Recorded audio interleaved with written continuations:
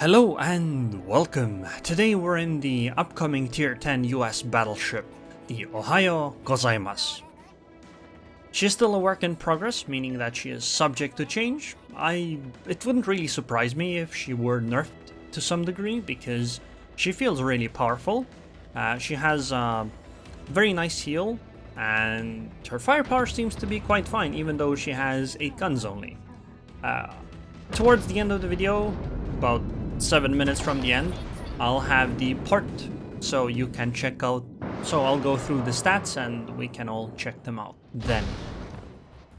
But so far my impression of her is that she is lots of fun to play.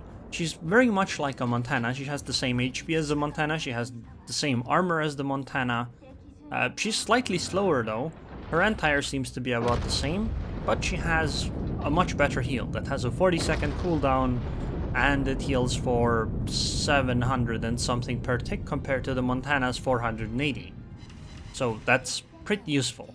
And as you can see, even the guns work rather well. Oh, and she also has Massachusetts secondaries, or at least they feel like Massachusetts secondaries, so they're rather accurate. I don't have manual secondaries, but they seem to hit quite decently.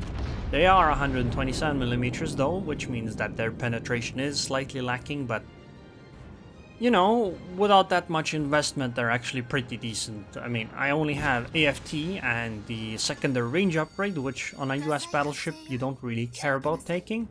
And that plus the flag, I have 11.3km secondary range, and these hit a fair bit, and they do scare off some cruisers. Now, the damage really only comes in from them when they hit the superstructure, even on cruisers or a destroyer. But they still start fires, and I'd say that's quite okay. Now, it's really unfortunate in this match right here. I don't know how much you have paid attention, but our DD, or Shima, went into the ACAP and she unfortunately died. And their Shima got away with like 100 or 400 HP or something like that. And that's really unfortunate because we're starting on a step behind. Now, overall, my impression of the Ohio is that she feels really strong. And again, like I mentioned earlier, it wouldn't surprise me if she got nerfed in some way. For example, her heal might stay at 40-second cooldown, but her heal might become a standard heal. Or maybe her dispersion gets increased, or maybe her secondary range gets taken away, or something like that. On another note though, I think Montana should get the same secondaries, because I don't see why Montana should have shorter range secondaries and wouldn't be able to have the nice long range secondaries. Anyway, in terms of the match though, I am falling back because as their Shimakaze survived, well, they can deal with the ACAP, and apparently our radar cruiser here is not very interested in dealing with her either, so we're probably just falling back here. I suppose Kronstadt's radar is maybe on cooldown, because he isn't using it, and he did use it earlier. In which case falling back I think is the right decision, because even though the Ohio might be great at tanking, well, she isn't that amazing. You just get your heal slightly quicker, and rushing into a Shimakaze I think is a bad idea, so focusing onto another side of the map is a better idea. Now, the way I played Ohio so far is that I would try to creep closer to the enemies by using islands and whatnot. So for example, right now, the path I would like to take is to go through the B-cap, because there are plenty of islands around there, meaning that I should be able to avoid being torpedoed, or at least as long as I know where the ship is, destroyers are that is, I should be able to take precautions against the DDs. Okay, there's the Shima. Okay, we need to take a shot, and if we just hit one shell, she's gone. Okay, that's bad, she disappeared. We'll just try, come on, please. RNGesus, please, please, please.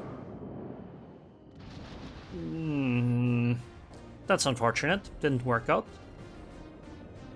But I guess it's okay. we are in a commanding position so far. We've lost 2 ships, they've lost 4. I would definitely think we're in a good spot, and hey, I might be able to get a nice salvo on this Kremlin, because she is showing me lots of broadside, and the pen on these guns or shells is pretty good, so enjoy, Kremlin. And that's a nice citadel, 24k damage. I hit 5 out of the 8 at 14 kilometers. I'm really liking the accuracy of these guns. I really hope that when they do nerf her, which I really expect, that they don't really nerf the accuracy of the guns, because this makes the 8 guns fun to play. Like, I didn't really care about the fact that I had 8 guns while playing this ship, which is something unusual, because usually when I only have 8 guns I do care about it. But with the Ohio, nope, didn't really matter.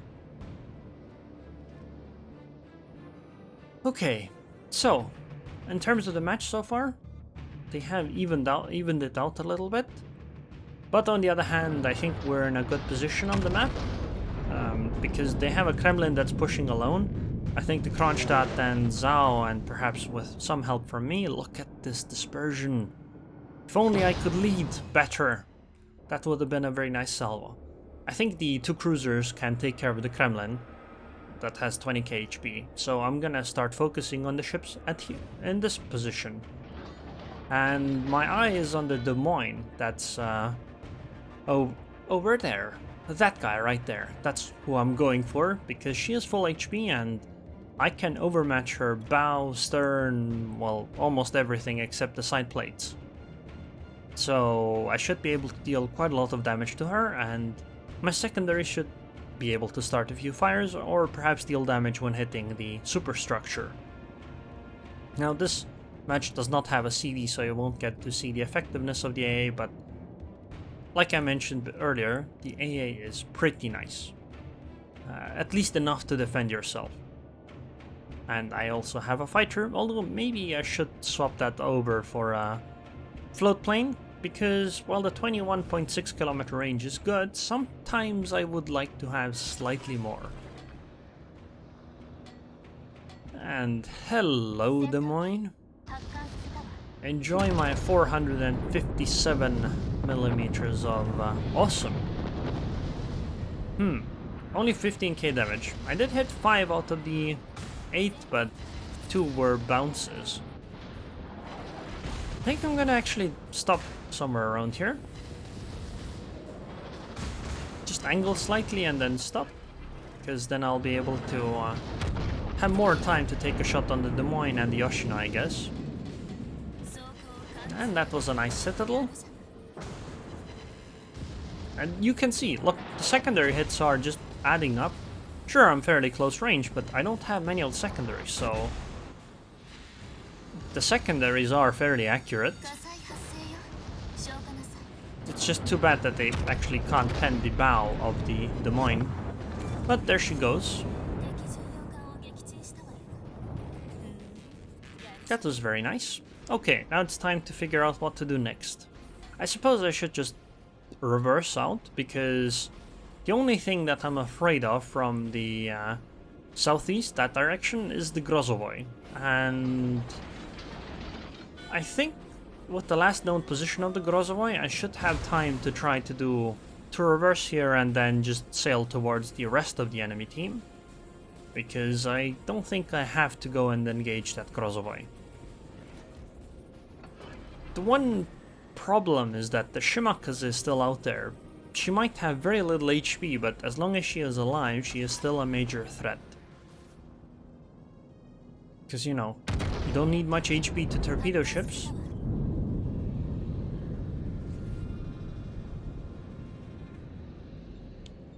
I would say that I think my chances are very good against the battleships that are left on the enemy team. 27k HP on Republic is fairly easy, and the North Carolina shouldn't be much of a problem either. Especially when the Republic is almost dead now. Yoshino is also something to look out for. She has 20km torpedoes as well, so those can be dangerous. Or potentially 12km torpedoes. I mean, she is close enough to use either once she comes around. Since the North Carolina is the only ship I could shoot at the moment, I'll take a shot on her and start moving forward. Next salvo is probably going to be on the Yoshino, because she is likely showing broadside, and in that case I want to capitalize on that.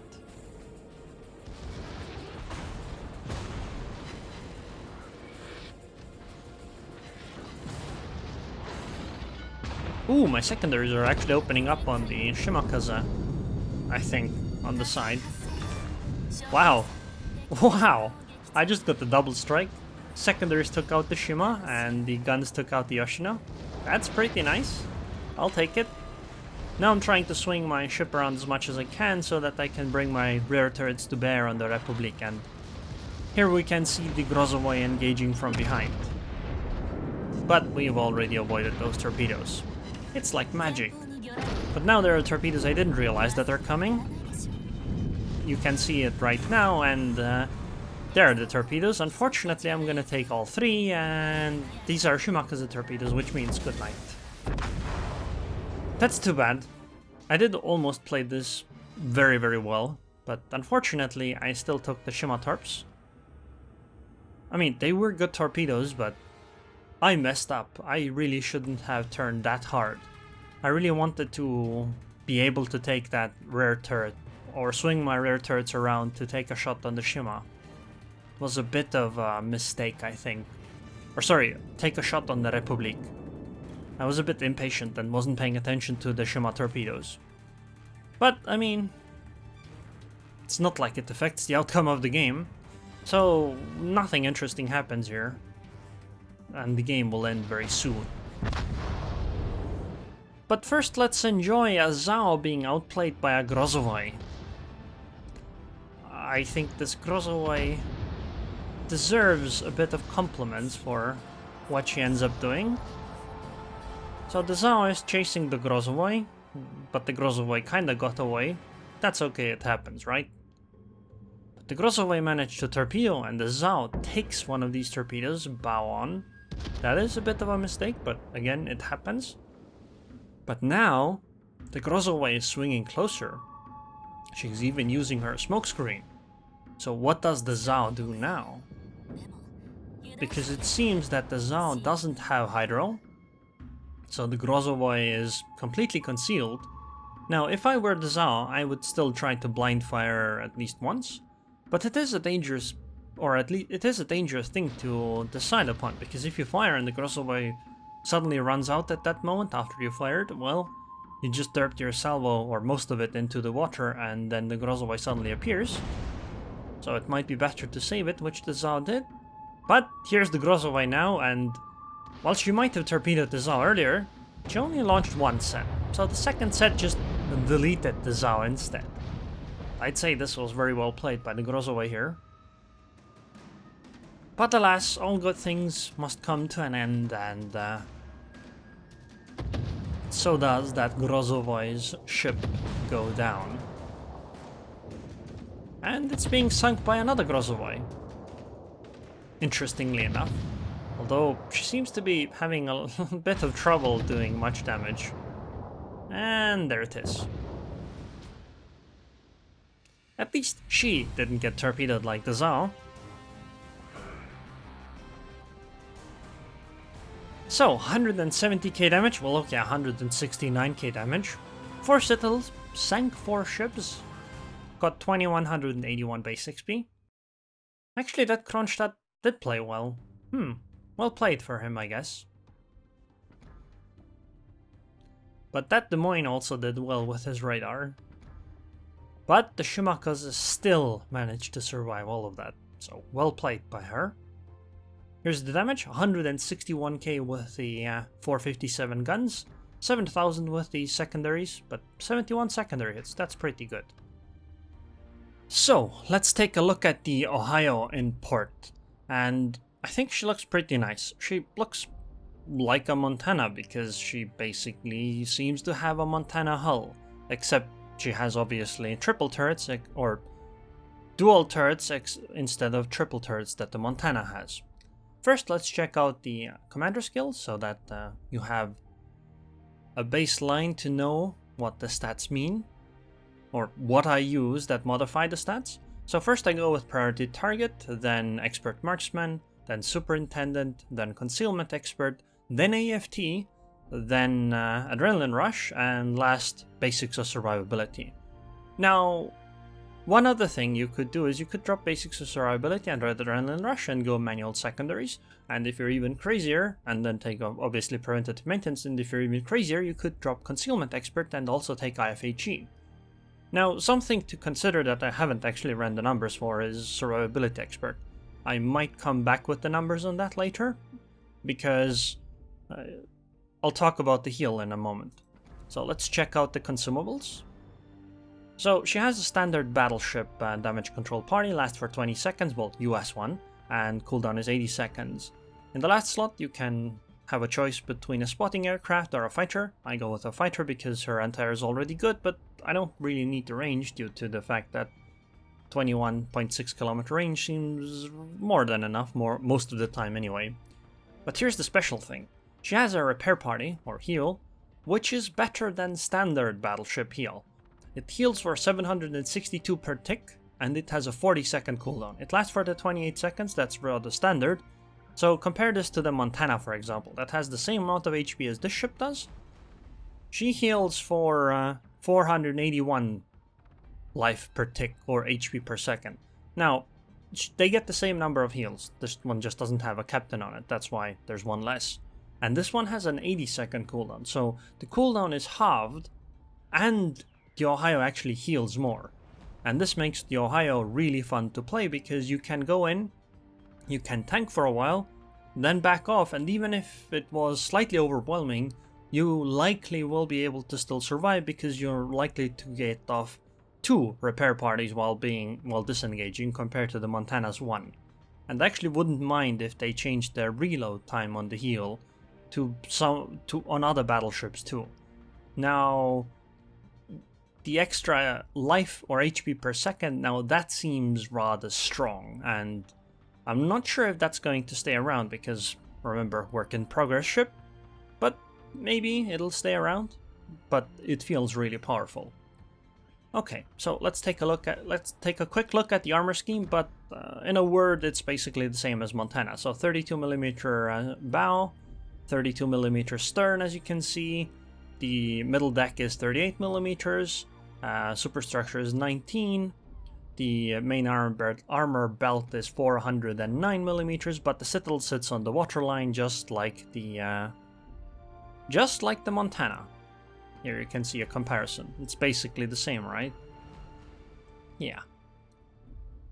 So in terms of the armor, it's basically Montana, which means that the armor scheme is actually pretty good. At least I think the Montana's armor scheme is nice. I find it frustrating to play against, because it's RNG based. If your shells just don't hit low enough, you don't get citadels. But when you're playing as the Montana, or in this case the Ohio, well, you are protected quite often due to RNG. So let's take a look at the stats. She has 96,300 HP, just like the Montana, 37% torpedo protection, just like the Montana. Unlike the Montana though, she has 4x2 guns, so that's 8 guns instead of 12, but they're 457mm, but they have a 26-second reload. Now, this is pretty significant, because this means that these guns actually reload fast. And keep in mind that these actually hit harder per shell than even Yamato AP. 15,750 damage is pretty nice. However, of course, the DPM is going to be lower. Actually, is it? I haven't actually checked compared to 9. Well, it's going to be lower compared to Montana though. But on the other hand, higher caliber means that you can overmatch 30mm of cruiser armor, so things like Hindenburgs and Henris are easier targets for a ship like this, because the shells just overmatch the annoying armor schemes on those cruisers. And I would say that using these guns feels really nice, because the firepower is pretty good. And I really like the 180-degree turn time. 26.9 seconds with the expert marksman is really nice. Like, really nice. Secondary armament is basically, as far as I understood, at least I would compare it to the Massachusetts. They're 127mm, so they have 20mm of HE pen. There's, well, 10 of them on each side, as I understood it. And they have 7.5 kilometer base range, so if you go all the secondary range upgrades, so AFT and the upgrade and the flag, you get up to 11.3 kilometer range on them. Okay, anti-air wise, here you can see the stats. I would say that the anti-air on the ship is sufficient to defend yourself, and in fact it's actually pretty good. It might be the same as the Montana, I haven't actually compared. Let's see. Yeah, I actually think it's very similar, if not the same, because Montana doesn't have quite the same upgrades and commander skills. It should be the same, or at least very, very similar, so anti-air on this ship is really strong as a result. And you can definitely hold your own, but obviously if a CV is determined, they can get through. Speed 29.4 knots, this is with a speed flag. You can see it right there. This is slower than the Montana's 31.5 knots. So that is a downside, but her maneuverability is slightly better, her rudder shift is better, turning circle is the same though as Montana. And detectability 14 kilometers is kind of okay, not great though. Which means that maybe Concealment Expert as a commander skill might not actually be the greatest thing to go for.